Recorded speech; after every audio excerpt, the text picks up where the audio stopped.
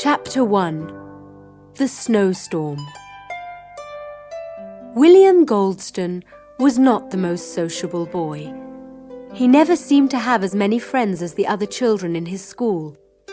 And as he wasn't really keen on sport, he spent most of his spare time watching videos and playing with his electronic games. His parents had decided to leave him with his grandfather for a week. As Grandfather Howard lived in a mountain cabin, they thought that William might find interest in the countryside rather than watching more TV. So Howard had taken him on several walks through the forest, and the two of them had spent many hours fishing in a nearby river where William managed to catch a few fish. Snow had been falling for the past 2 days, and Howard helped his grandson build a family of snowmen. They were rather small because there hadn't been much snow. However, they would soon see a lot more. Grandfather? What is it, William? What time will they get here? Well, if they left on time, I'd say around 7 o'clock. Mind you, the weather has become much worse. How can it be worse? I think it's great. Anyway, I thought you liked the snow. Of course I do, though not as much as I did when I was your age. Do you want to go outside and build another snowman? Not right now, and neither do you. It'll be getting dark soon, and a lot colder as well. But I'm leaving tomorrow, and we never see snow like this at home. Can't I build just one more? I'll tell you what. When your parents arrive, I'll suggest that you all stay here for the night, and then you can build your snowman in the morning when the snow has settled. Great! With all the snow that's falling now, it'll be 10 times as big as the others.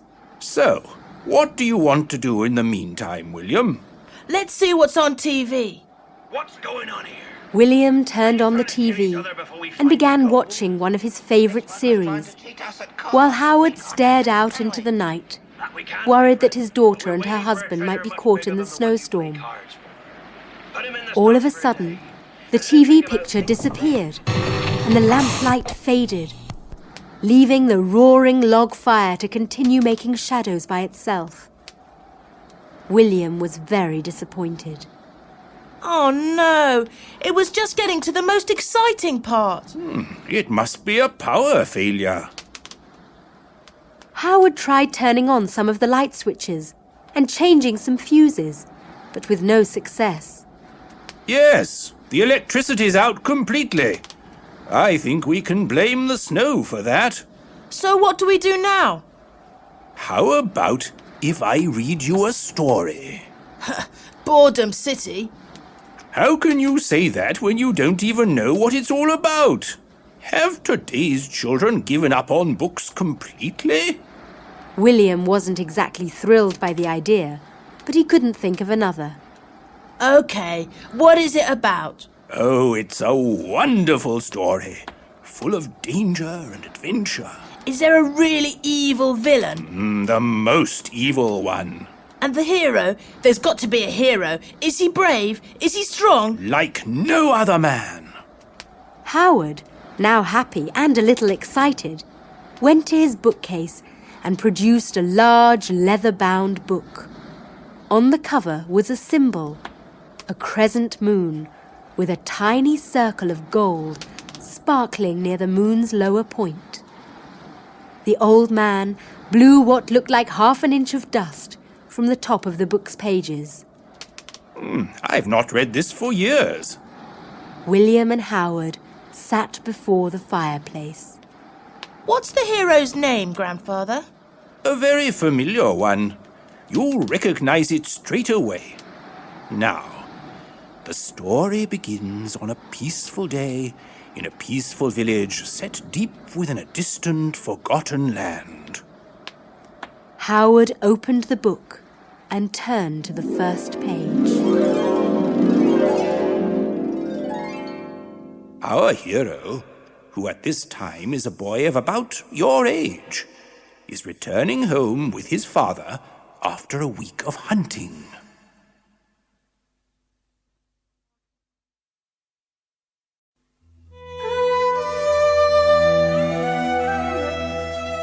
Chapter 2. Savage Visitors.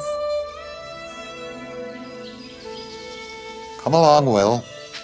Adam Goldstone's face glowed with pride as he led his son out of the forest and down towards their village in the valley. Young Will was very excited. Just wait till Mother sees what I've caught. 7 rabbits. And the pheasant. Of course, the pheasant. Together with the deer around my shoulders. The animals in your sack will feed us for quite some time. Are you proud of me, Father? Adam stopped walking, turned to face Will, and placed a hand on his son's shoulder. Always. When they reached the village, Adam noticed something strange. There were more horses around than usual, and there was a lot of noise coming from the tavern where his wife worked. Just then, Adam saw his wife walking towards the tavern, her arms full of vegetables. Why the extra supplies, Liana? Darling, you're back. She put her load to one side, kissed her husband, then knelt down and held Will's face between her hands. And you, my little man, have you been learning well? Have a look in my sack. Oh my! I've never seen so many rabbits. Will's parents began whispering so as not to worry him. Liana, what about my question? We have visitors, Adam. I guessed as much, but who are they? King Droig and his men. Adam was surprised and angry. What are they doing here? They're on their way home from a battle. Which no doubt they won. Of course. Pity.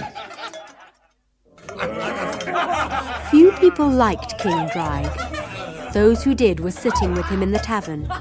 The soldiers fell on their food like wolves, made a lot of noise, and created an awful mess. General Chauvin, how many enemies did we kill today? Equal to that of all previous battles put together, Your Majesty. May all who oppose me shudder when they hear my name. May they scream when they learn its true meaning. Death, destruction, rage, agony, grief.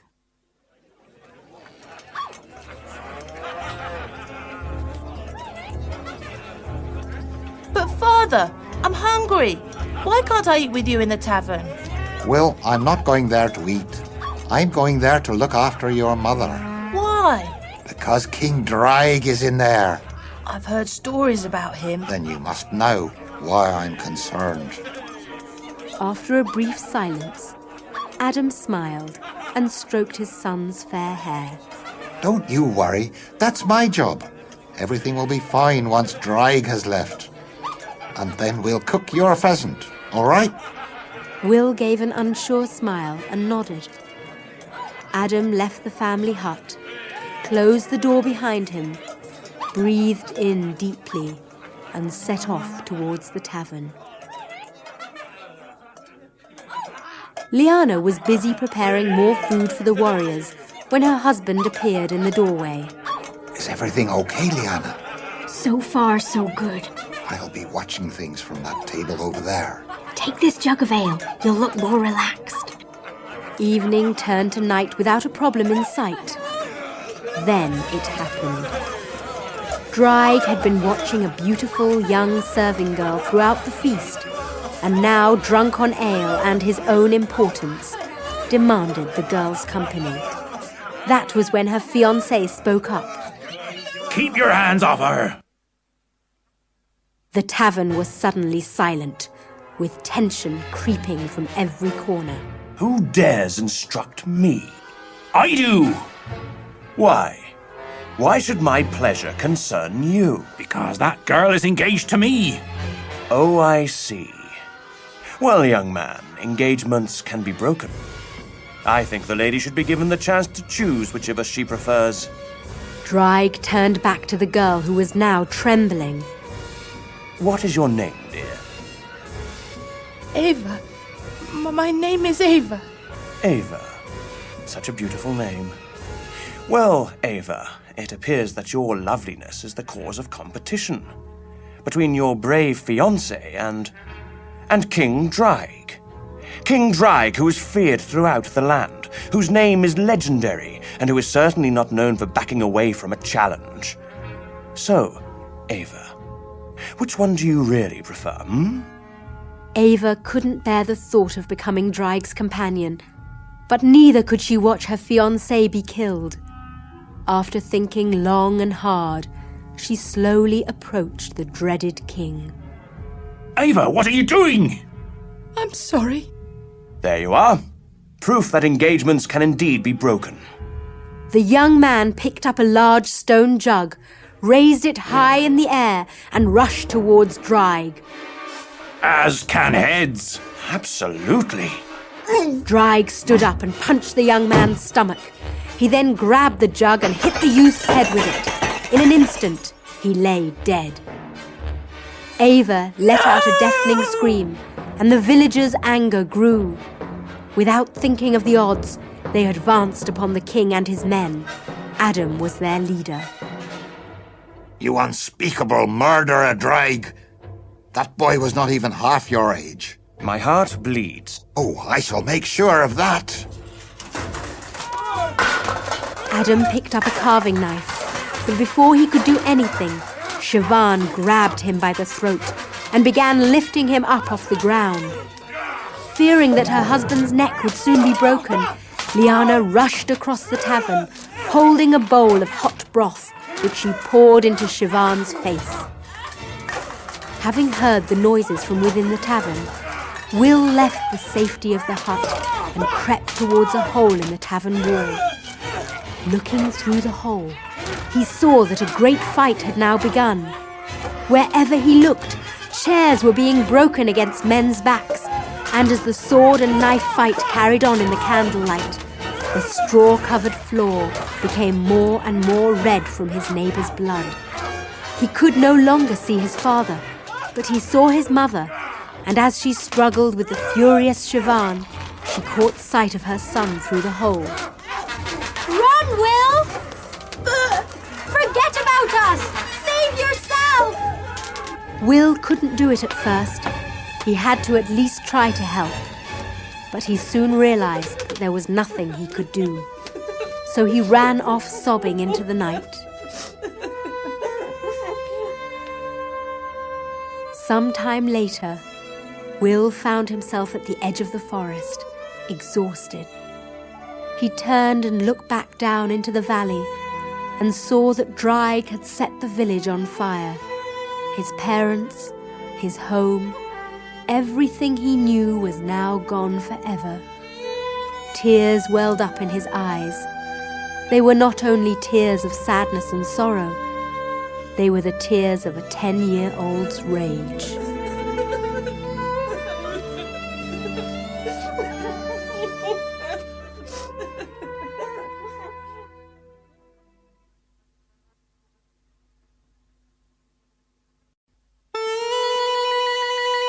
Chapter 3. Kylan the Wizard. The sun shone high in the sky, and it was very hot. Will wondered if the sun was angry at what had happened. Tired and hungry, he looked around for something to eat. But as he had already passed through the forest and was now in the middle of a barren, rocky plain, there seemed little chance of finding food anywhere. Suddenly, he caught sight of a tiny lizard. He was so hungry that he picked up a stone and aimed it at the creature.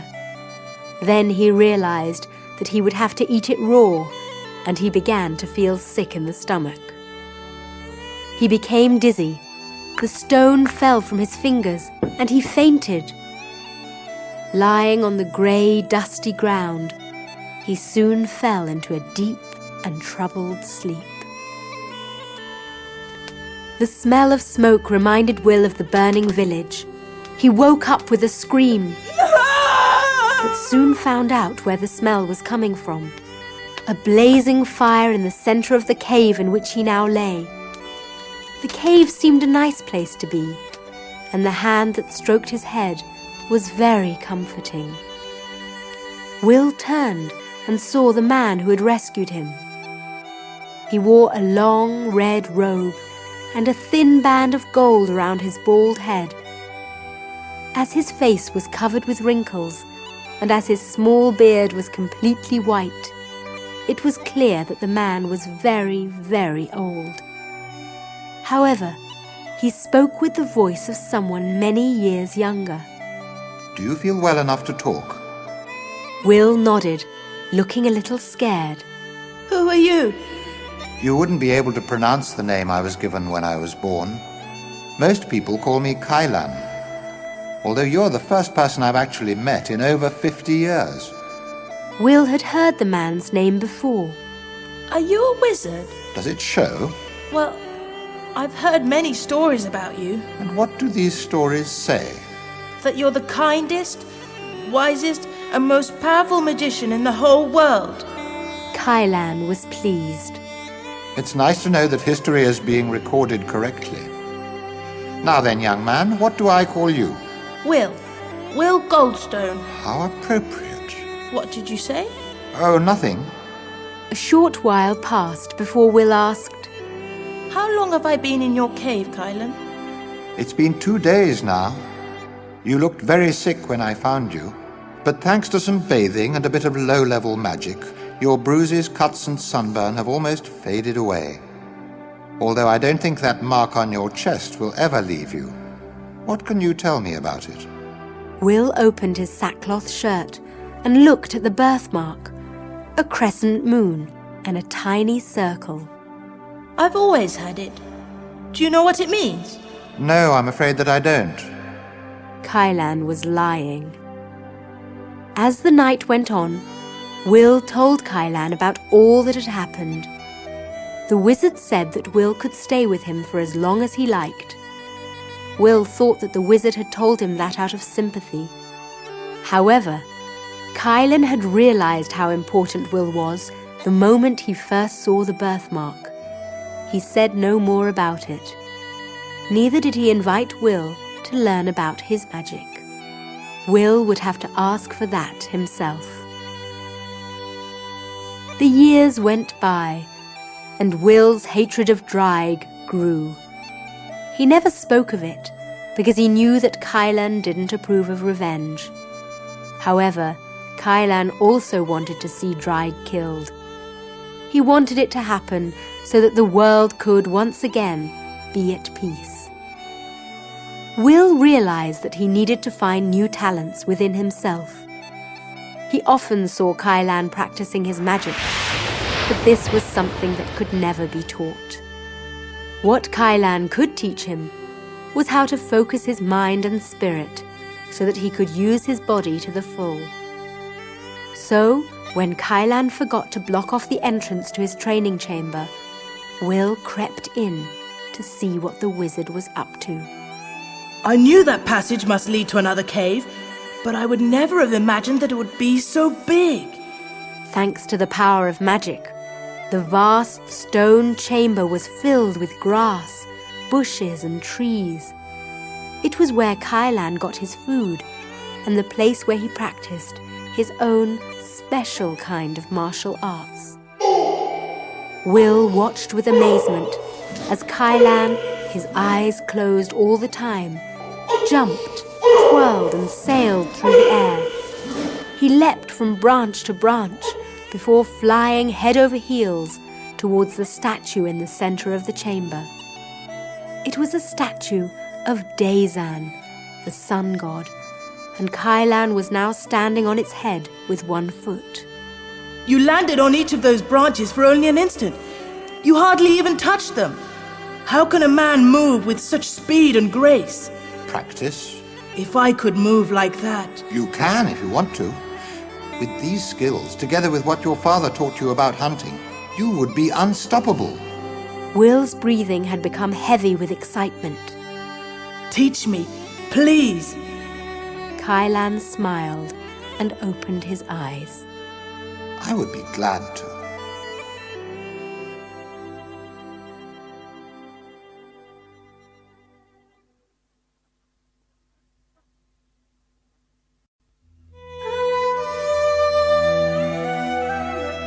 Chapter 4. Delena.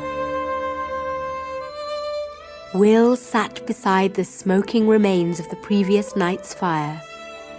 Kylan appeared carrying something wrapped in a piece of leather and sat down opposite the young man. He poured 2 cups of sweet red wine, one of which he passed to Will. He held the other high in the air. To Dazan, to the power of good, to Will Goldstone on his 25th birthday. They both sipped their wine. You've been so good to me, Kylan. And so I always shall, even though you will be far away from here by tonight. What do you mean? Will, you're a man now, a man of great power and skill. What's the use of things like those you've learnt in a cave so far from civilization? See the world, Will. Fulfill your destiny. My destiny? All men will know their destiny, some more than others. Yours is perhaps the most important in our history. What is my destiny? That I cannot tell you. Can't or won't? It will all come clear soon enough. And when it does, you will find it very much to your liking, that much I will tell you. There was a long silence. Will looked at Kylan with a smile and a tear. I wish we could always be together. Kylan passed Will the leather-bound present. And so we shall. Will unwrapped the gift. It was a shiny gold headband, just like the one Kylan wore. What's this? A symbol of all you've achieved here. Wear it always. It will keep us in mind of each other.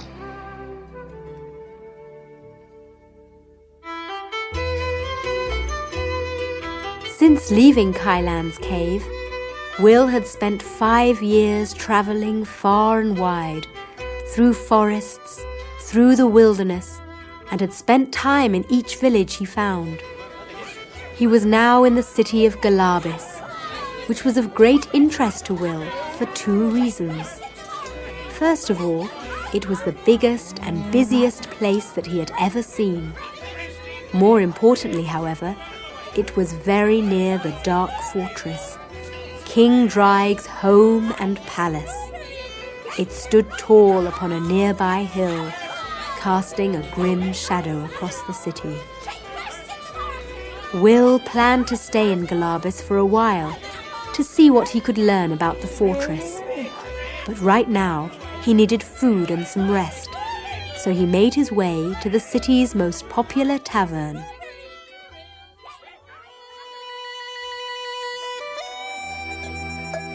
Delena had come to live in Galabis when she was 7 years old. Her father, a carpenter, knew he could make more money in the city than he ever could back in their village.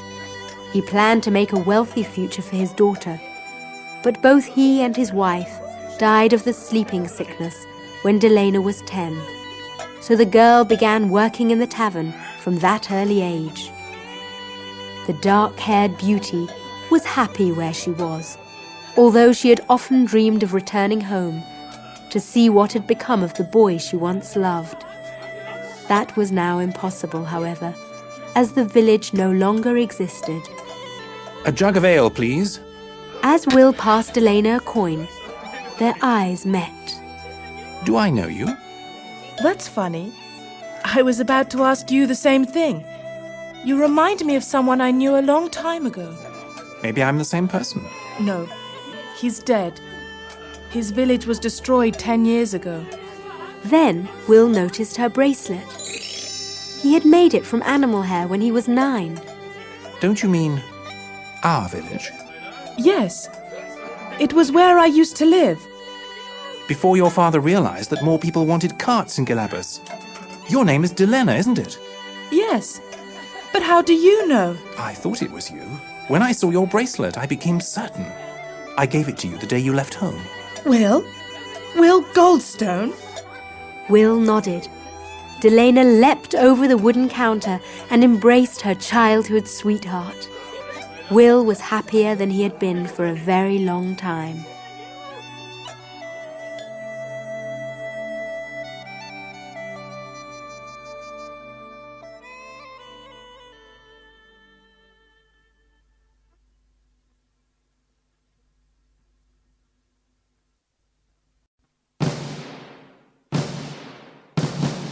Chapter 5. The Execution.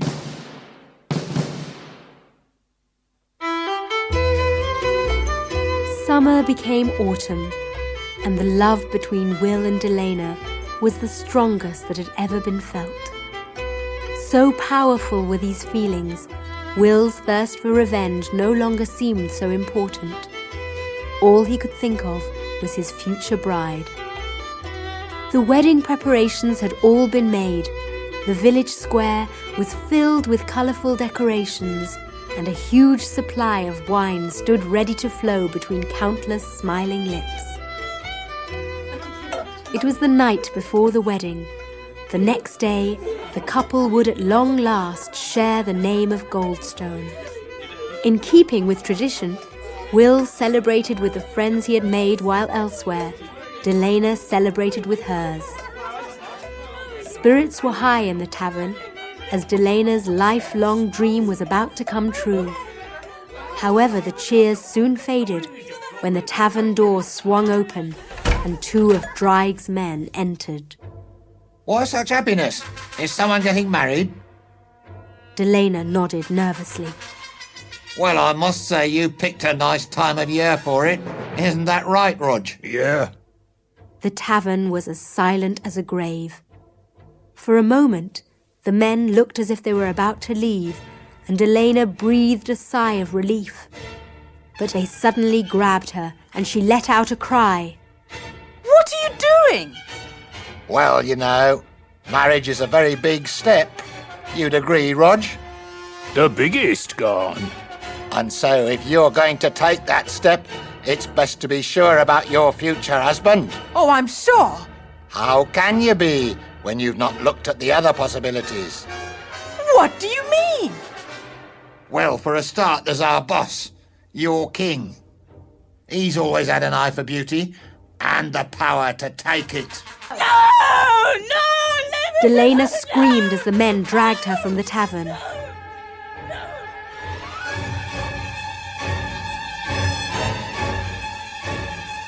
King Dreig stood alone in the centre of his throne room, dressed in studded black leather and a long cape. He was indeed a frightening figure, although right now he was very bored. The doors to the throne room opened, and one of his men entered. What is it, Garn? Why do you disturb me? I have a present for your majesty. A present? It's not my birthday. Well, I heard that you were bored. And anyway, you're the king. His majesty can have a birthday whenever he wants. Very well. What is this present? Bring her in, Rog. Delena was led into the dark, echoing throne room.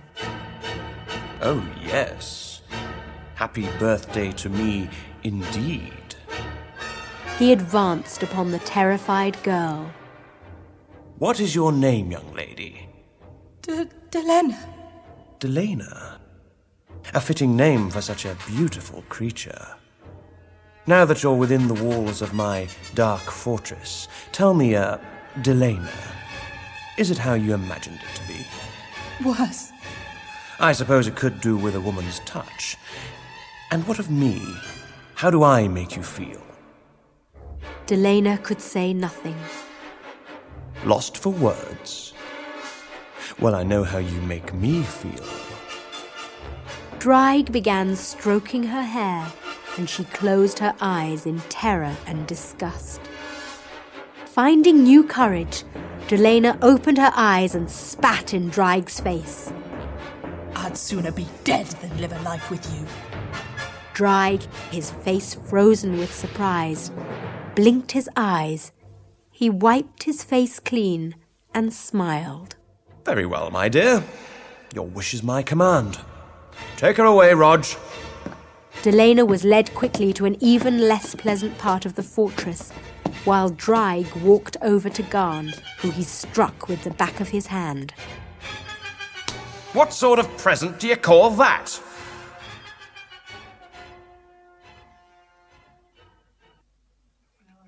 The sun had risen, and as Will happily made his way to the village square, he saw that a large crowd had gathered. He put his hand on a stranger's shoulder and smiled. I didn't expect quite so many people at my wedding. We're not here for a wedding.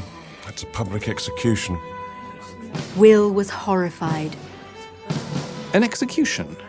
Why would you come to watch such a thing? We had to. It's by royal command. Suddenly a terrible scream rang out and Will's blood ran cold. Something about the voice sounded familiar. He pushed his way to the front of the crowd and fell to his knees when he saw Delena tied to a post with a sword through her heart. He began to shiver and he cried like a wounded animal. No! His voice then became a tremendous howl of rage and agony. He looked around for a weapon with which to kill the executioner and guards. Just then, his headband began to throb, and he heard a voice in his head. It sounded like Kylan. Do not take your revenge yet. If you try, you will surely fail. Leave Galabis and walk north. Confused, Will touched the headband with his finger. If this is destiny, Kylan, I don't like it one bit.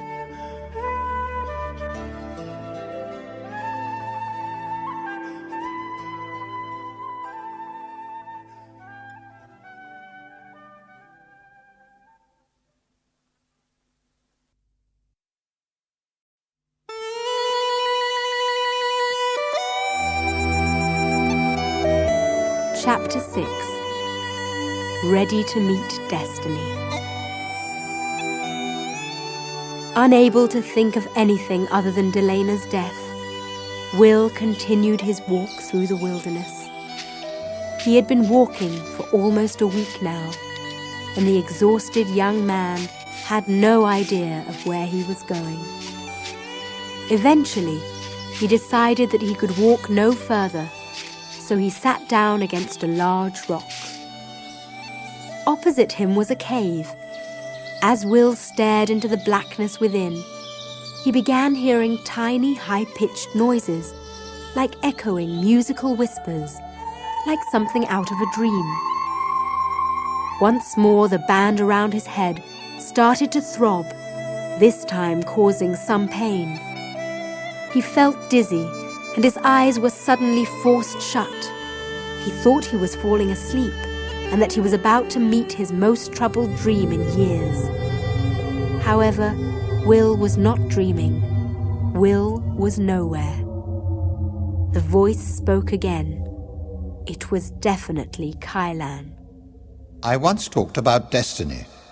I did not tell you about your own because the time was not right. What do you mean, Kylan? Will, the ancient scrolls of Dazan tell of much, not only of history but of the future as well. King Draig has been ruling and ruining our world for far too long. He has lived longer than any man, and he has used his time for one purpose, the creation of misery. Dazan sent me into the world not to destroy Draig, but to find and guide the one who will. That man is you. I thought as much when I first saw the mark on your chest. Since you left me, events have continued to happen, as is written in the scrolls. Are you telling me that you knew Delena would be killed? Of course. I could not tell you because it would have influenced your actions. Now you must fulfill your destiny, driven by vengeance and armed by Dazan. In that cave you will find Dazan's sword and shield. They have lain hidden in there for centuries, surrounded by a lake of fire, waiting to be taken by their rightful owner. What if the wrong man tried to take them? That man would surely die. So what if I'm not the one? Have faith in my judgment. Have faith in yourself. You will find your mark on the shield, a crescent moon and a crystal of pure gold. There's no such thing as a golden crystal. It is unique.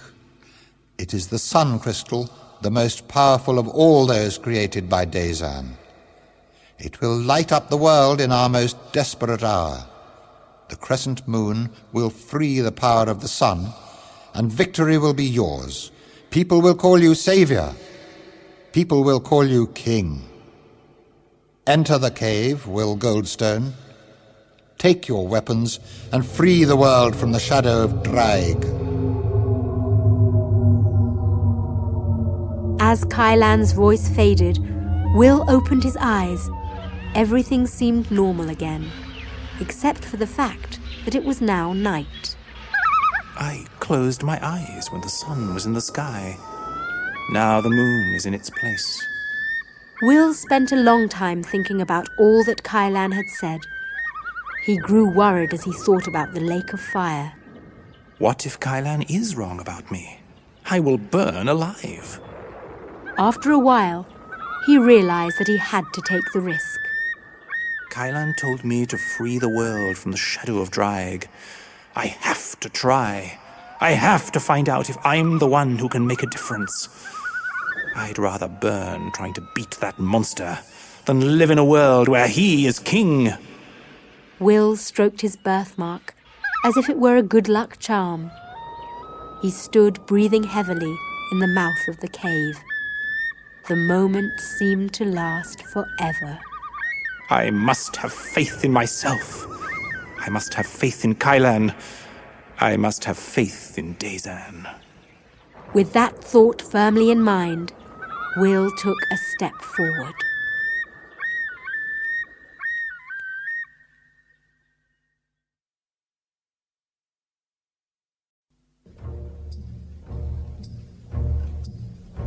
Chapter 7.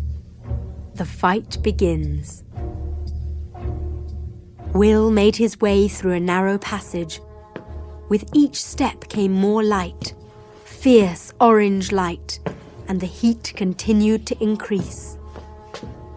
The passage led into a huge cavern filled with hissing lava.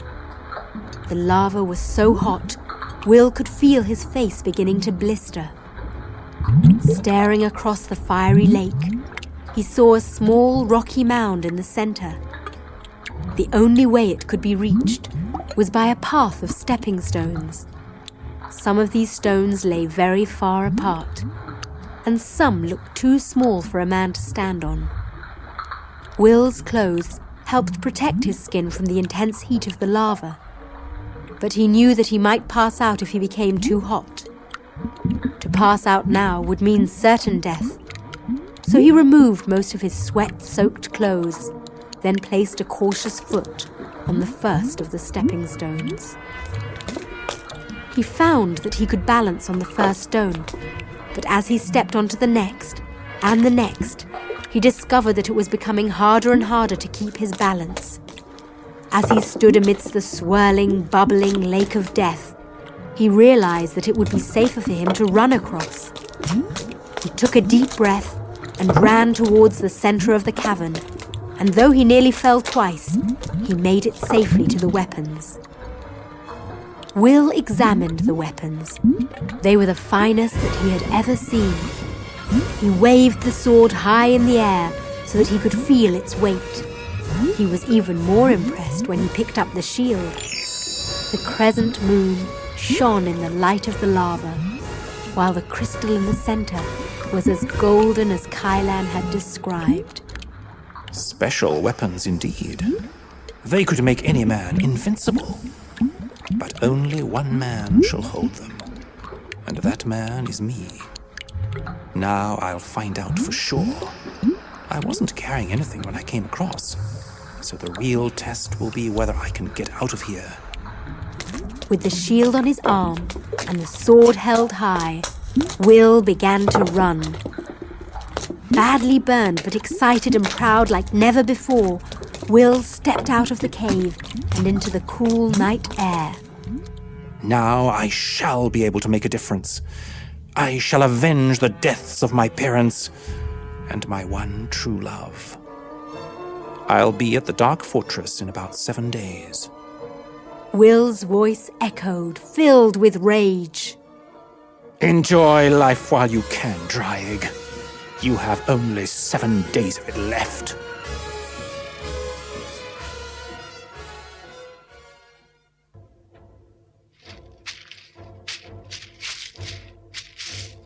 A week had gone by.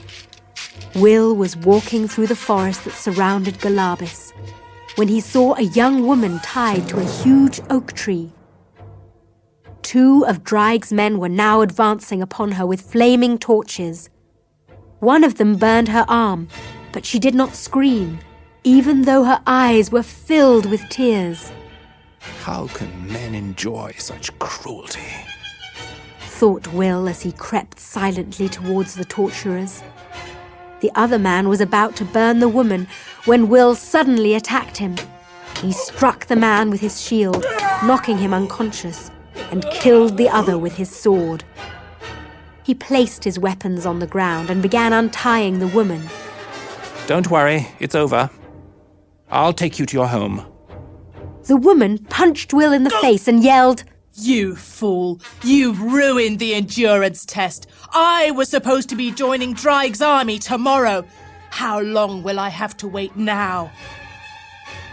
Will didn't know what to say. Just then, he saw that the man he had knocked out was now standing again and was reaching for his sword. Will went to pick up his magic weapons, but to his amazement, he found that they had disappeared. The woman stood behind him, holding a large, heavy branch above his head. She hit Will on the head with it, and he fell to the ground. Will woke up in a dark, damp dungeon.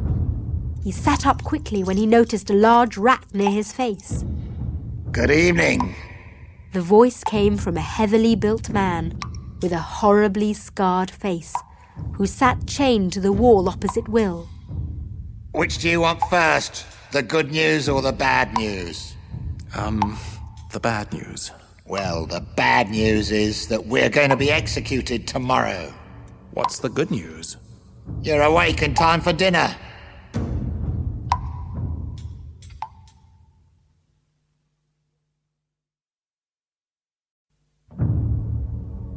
Chapter 8.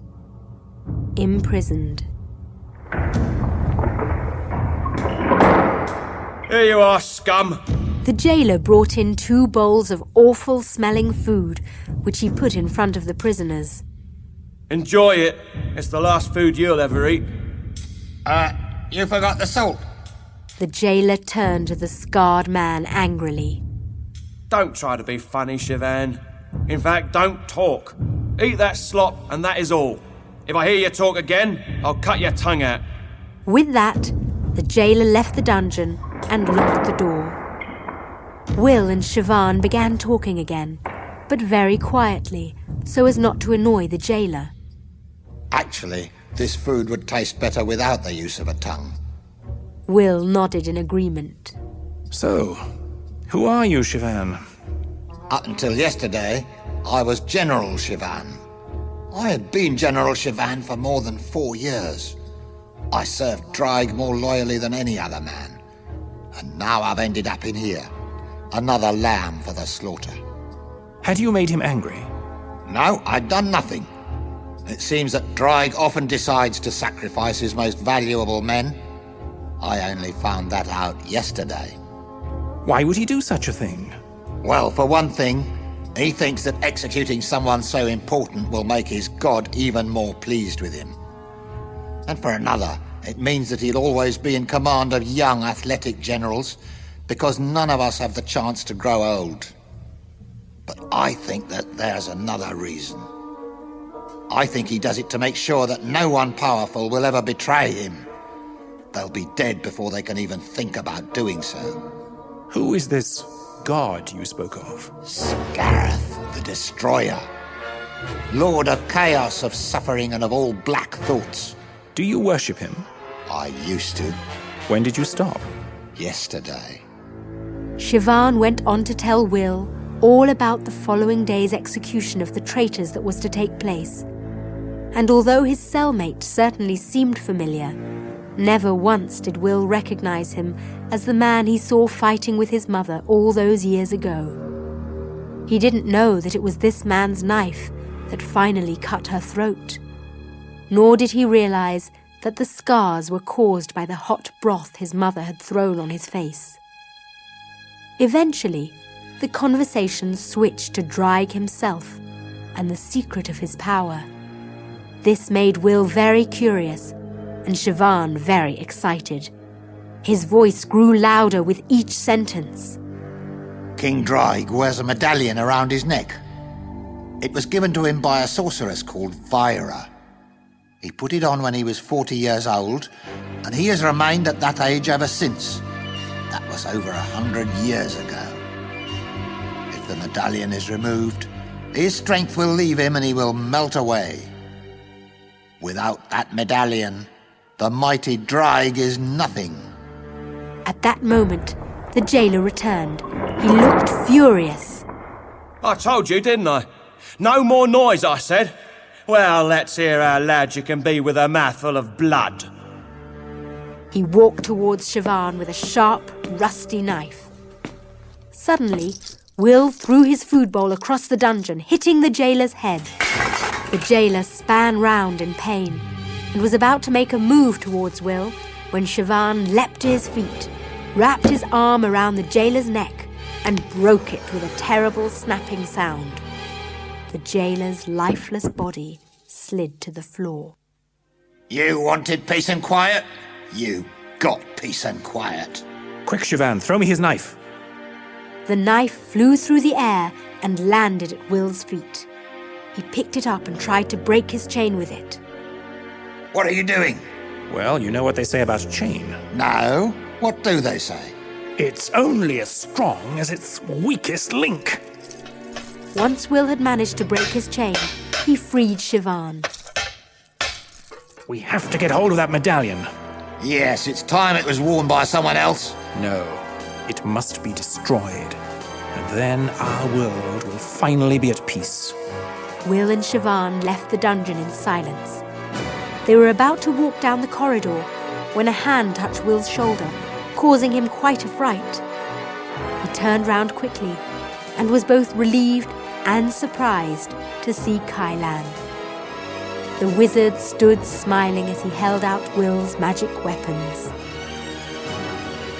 I thought you might need these.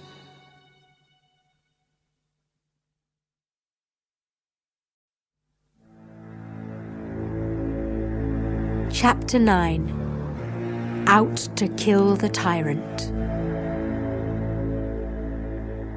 Kylan, how did you get into the Dark Fortress? Do you expect me to give away all my secrets? And my weapons, where did you find them? In the forest where you left them. I took them when you were trying to rescue that strange young woman. How could you have taken them? You weren't even there. Oh, I was there. You simply couldn't see me. So, if you were there all along, why didn't you help me? I did. By letting me get knocked unconscious? You wanted to get into the Dark Fortress, didn't you? Yes. Well, you're here. It really was the simplest way in. Now, you must do what you were born to do. Take your shield, take your sword, and get rid of that evil tyrant. Siobhan was impressed. Are you really Kylan? I mean, the Kylan? I am indeed. I never expected to meet you. I thought you were a myth. It's understandable. So now we're a team, eh, Will? Siobhan Goldstone and the most powerful magician in history. Not quite.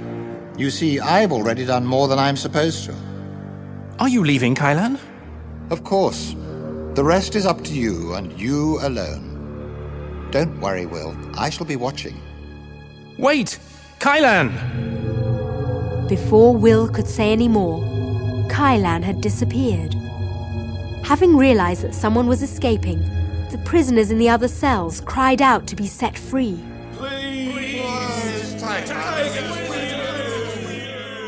We can't. Not yet. That's right. If we fail and Draig finds out that we've all been trying to escape, he'll make the execution as painful as he can. Siobhan, where will we find him? The throne room. It's this way. Come on.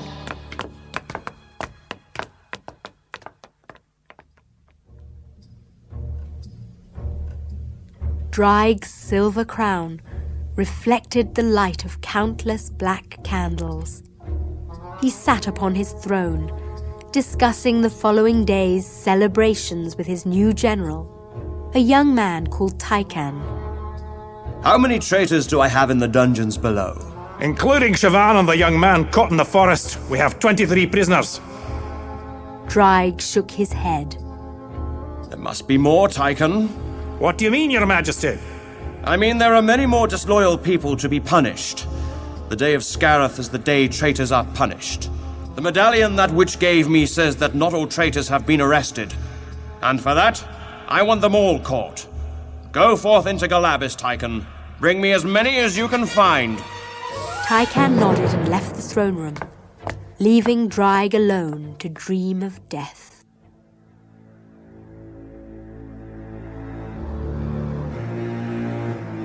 Will and Siobhan had heard everything as they had been hiding below one of the flights of steps that led into the throne room. They both whispered to each other. How quiet can you be, Siobhan? Like a mouse. Good.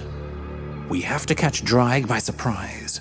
Now, can you get across to those steps over there without being seen? Definitely. Then make your way over. But remember, be quiet. What are you going to do? I'm going to creep up on him from this side, and you'll do the same from the other side.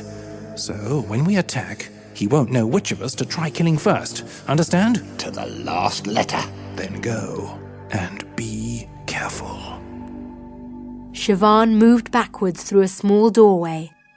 It led into a corridor that was parallel to 3 sides of the throne room. He moved slowly along the corridor and eventually passed through another small doorway. He was now beneath the other flight of steps and was deep in thought.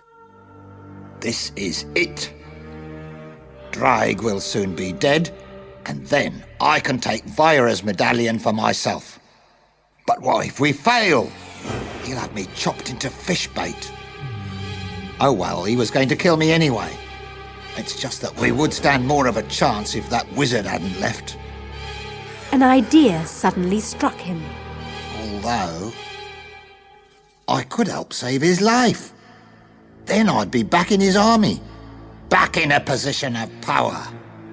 Who knows, he might even execute that Tykan instead of me.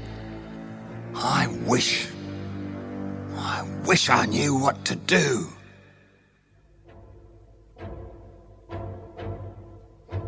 Will stepped silently from his hiding place and crept towards his target. His movements were like those of a cat and just as silent, so he was able to get right next to Draig without being seen or heard for an instant. He held his magic sword high. Just then, Siobhan decided what he would do. With not much time to think about his options, he decided that his old life was better than no life at all. With a single shout, he gave away both his own and Will's presents. Look out, Your Majesty!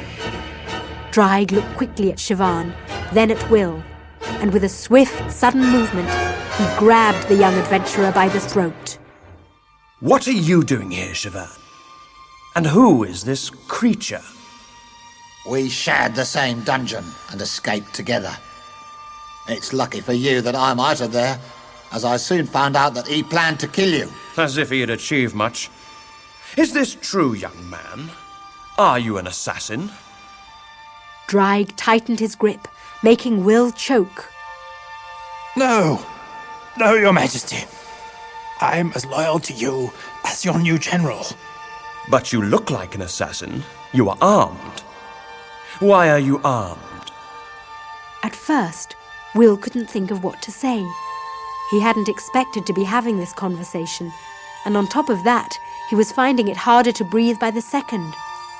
Then a suitable lie came to mind. King Draig, I made these weapons for you.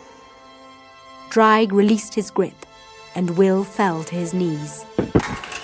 Speak. Make it interesting, at least. Your Majesty, I am a maker of weapons, and I have spent many months preparing this shield and this sword. I came to offer you these weapons, so that on the day of Scareth, you can carry the finest shield and hold the finest sword. Draig thought about what Will had said. Why should I need your weapons? My own have proved more powerful than any man's, time and time again. Yes, but these are special.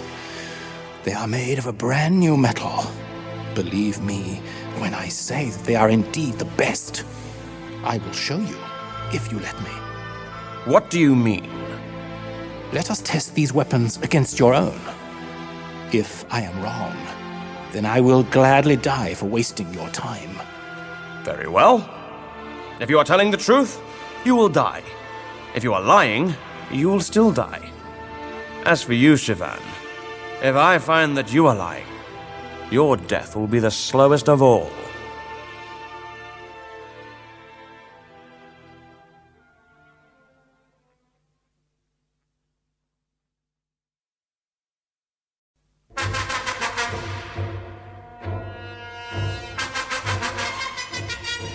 Chapter 10.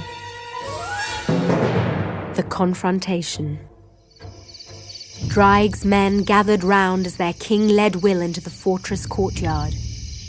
They laughed at Sivan when Draig made him kneel with his head on a chopping block. You can watch the fight from here, Sivan. Draig passed Will his weapons, then picked up his own. It was to be a difficult fight, as there wasn't much light. The night sky was filled with clouds that hid the moon, and flaming torches created shadows that could fool the eye. Scareth will smile tonight. I'm sending him your soul now, to whet his appetite for tomorrow's feast. The crowd began chanting as the two swords clashed. Swords struck shields again and again, until Draig's shield struck Will in the face, causing him to drop his weapons and fall.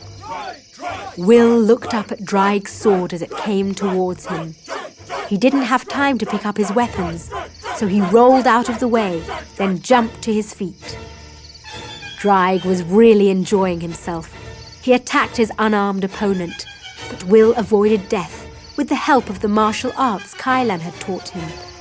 Whenever Draig tried stabbing him, he moved out of the way with incredible speed. Will grabbed a torch and threw it at Draig. He managed to pick up his sword, and the fight continued. I think you lied to me, young one. I think you do intend to kill me. I do, and I will. You've taken everything from me. It's time for you to give something in return. Your life. Will and Draig fought for quite some time, but Will soon became tired. Once again, Draig was able to knock him over, and he stood over him with his sword pointing upwards into the night sky. Your life is at an end, boy! Will found his shield and hid beneath it. Suddenly, the clouds in the sky drifted apart, revealing the moon, a crescent moon. Its light shone directly into the crystal on Will's shield. A beam of brilliant light shot out of the sun crystal and straight into Draig's eyes. The king, blinded by the light, couldn't see Will getting to his feet. Will rushed over to Draig and stabbed him with the sword of Dazan. He removed the medallion, threw it to the ground, and crushed it with his foot. The king howled in agony as the years caught up with him. He grew weaker and older, until his head was just a screaming skull. Finally, all that remained were his clothes, which were filled with dust. The shocked crowd grew very angry, and they began to close in on Will. However, they were soon beaten by Draig's prisoners, who had been surprised to find themselves mysteriously freed. Tykan and his men were now locked in the dungeons instead. Will soon realized that it must have been the work of Kylan.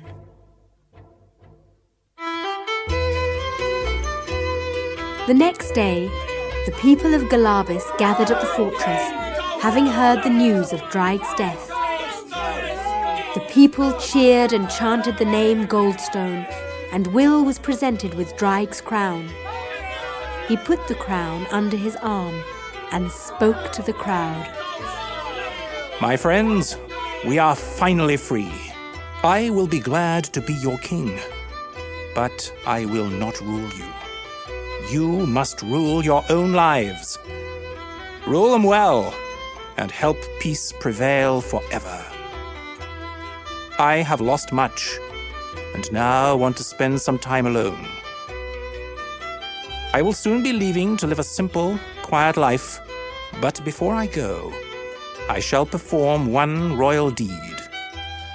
In honor of my one true love, let this world of ours be given a new name.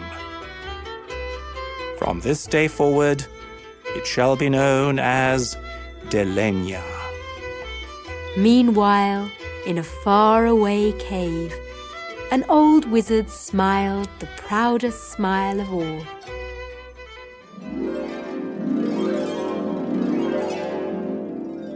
Why didn't he want to live as a king, Grandfather? Because he realized that rulers don't always choose what is right for the people. His world had suffered for a long time because of a king. I think he was afraid of becoming like Draig. Oh, that would never have happened. He was a good man. I agree, but he didn't want to take that chance. So he became king, and then went off to live in the wilderness. William and Howard heard a car pull up in the snow outside. Oh, your parents are here, William. Great! I can't wait to tell them about everything that happened. Do you mean our walks, the fishing, the snowmen? Or do you mean what happened in the story? All of it. It's been a terrific week, Grandfather. Howard opened the front door and greeted William's parents. Hello, Adam. Hello, Liana. Did you have much trouble getting here? Not really, Howard. Did you have any trouble keeping William away from the TV, Dad? You know, he hardly ever noticed it was there.